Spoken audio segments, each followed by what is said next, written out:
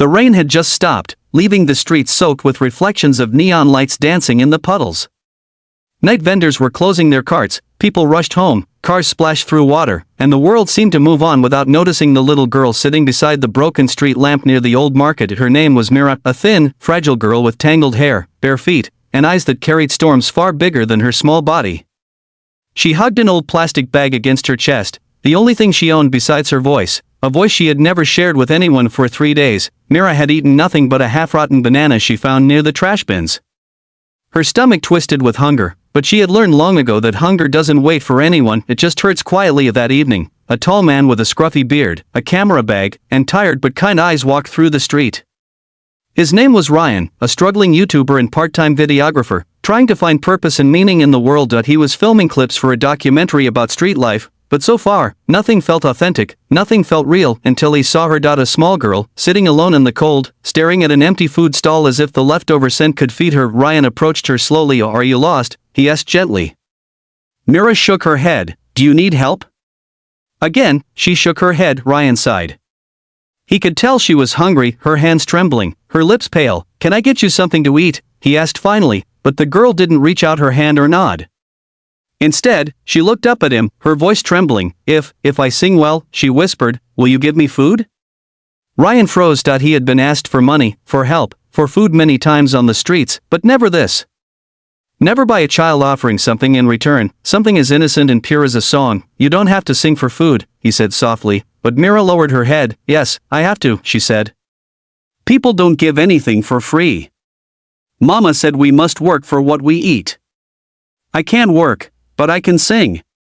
Ryan felt a sting in his chest. "Okay," he said. "Then sing for me. And I'll get you food, no matter what." Mira nodded, stood up slowly, and placed her plastic bag on the ground as if preparing for a performance. The street was nearly empty, and a faint breeze passed between the narrow alleys. Then, she began to sing. A soft, trembling voice at first, but as she continued, the trembling stopped. Her voice grew warmer, richer, soaring into the cold night like a forgotten melody searching for a place to belong. Ryan felt his heart tighten. The voice didn't come from hunger or desperation, it came from somewhere deep inside her. From pain. From memories. From hope. Pedestrians began to slow down. A woman carrying groceries stopped. A rickshaw driver turned off his radio. A couple walking by held hands tighter. Everyone listened. Her voice carried the longing of a child who missed her mother, the fear of nights spent alone, and the dream of one day being heard, not ignored. Then, in the middle of her song, her voice cracked. She placed her hand on her stomach, breath hitching. "I'm sorry," she whispered. "I haven't eaten, it hurts to sing." Ryan immediately knelt beside her. "You did more than enough," he said. "Let's get you something to eat." He bought her biryani, naan, and a bottle of warm milk. Mira ate like someone who hadn't tasted real food in months, small bites at first, then tears falling down her cheeks. Ryan sat beside her the whole time. "Where are your parents?" he finally asked. Mira wiped her mouth. "Mama got sick last year.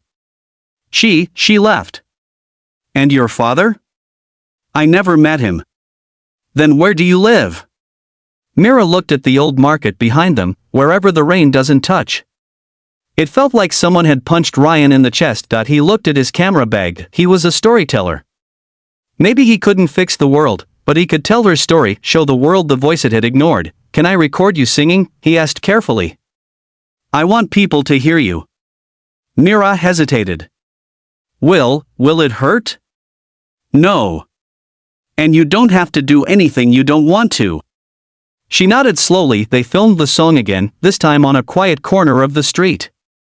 Ryan held the camera, but he could barely see through the tears fogging his eyes. Her voice in the recording was raw, haunting, and heartbreakingly beautiful. Afterward, Ryan took her to a small guest house and paid for a room so she wouldn't sleep on the street.